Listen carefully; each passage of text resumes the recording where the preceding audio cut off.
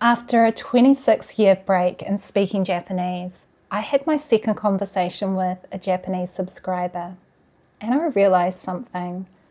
Waking up a language that's been dormant for so long is a whole body experience. In this video, you'll see us chatting, and I come across fairly relaxed. I'm holding a conversation, but what you can't see is that I wasn't wearing my glasses. Every time I went to put them on, they were fogging up, and my whole body was sweating.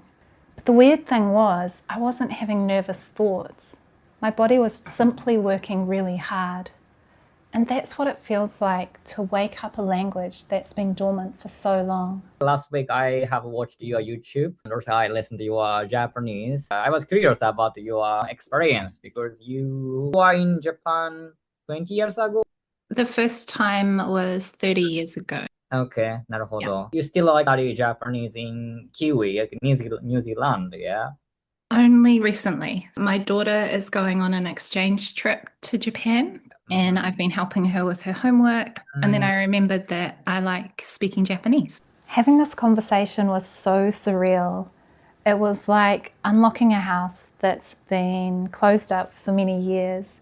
You have to open up the curtains and the windows and let the light in to see what's still there. And I feel like having this conversation is necessary, like it's unlocking Japanese that normal study can't. I don't know what Japanese I have left until someone asks me a question, and then I have to go find, oh, do I understand what they're saying? Do I know how to answer that? キャサリンさん、日本語ですけど、どうやって、勉強してますか？ニュージーランドではテキストとか日本の番組とかテレビでね、そして漫画とかないので、はい。自分で日本語を勉強してます。For me, studying Japanese by myself means creating videos here on YouTube. This conversation, though, was a whole other level. I think this is going to have the biggest impact. You can't see the smoke coming out of my ears on screen, but my body was working so hard behind the scenes. And I know from my first conversation with a subscriber a few weeks ago that it had a big impact on my confidence. Also, I started to think a little in Japanese after that conversation, which is quite surreal and quite amazing that the thoughts are starting to form in my head and I'm able to balance English and Japanese. 日本人と会話、コンバーセーションするときはどうですか？やっぱ緊張しますか？今日は本当に2回目ですので、どう言えばいいのかわかりません。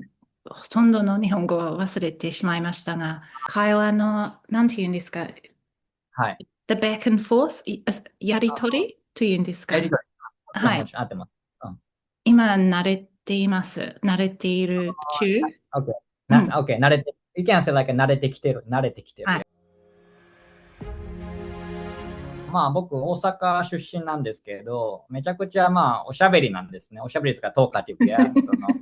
会話するときは、絶対にこのパンチラインがエッセンシャルなんですよ。大阪は特に。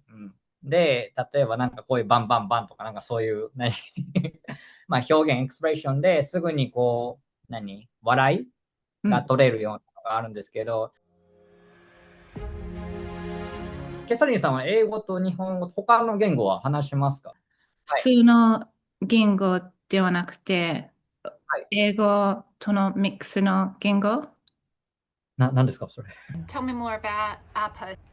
We had two other families that we were very close together. We used to go for a picnic out in the bush. I wanted to lay on Mum's lap because it was so warm and sunny. I wasn't allowed to because they were talking Apo. Apo, Apo, Yapu, Tapu, Dape.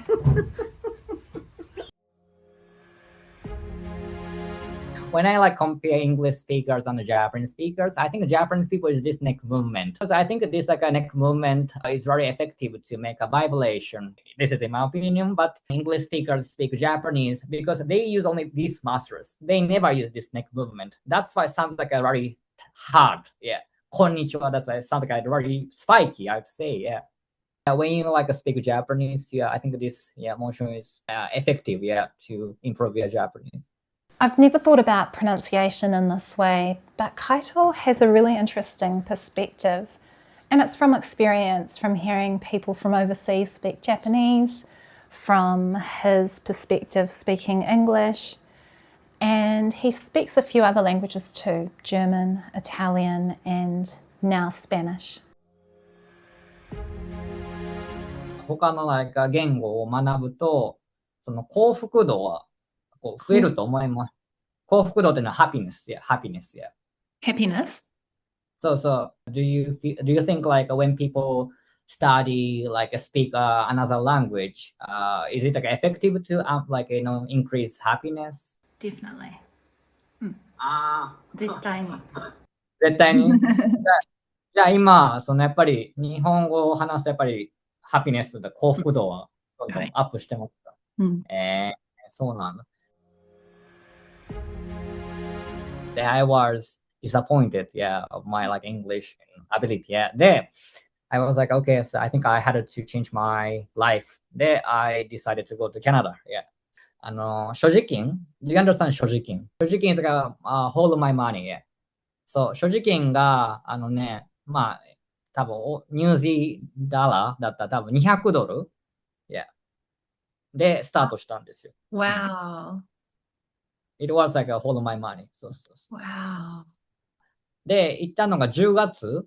最初カナダのトロントにいたんですけど、10月でももうめちゃくちゃ寒くて、で、マイナスなんか1とか0とかだったから、でもドミトリーとかホテル泊まると、もうこの$200が全部なくなっちゃうんですよ。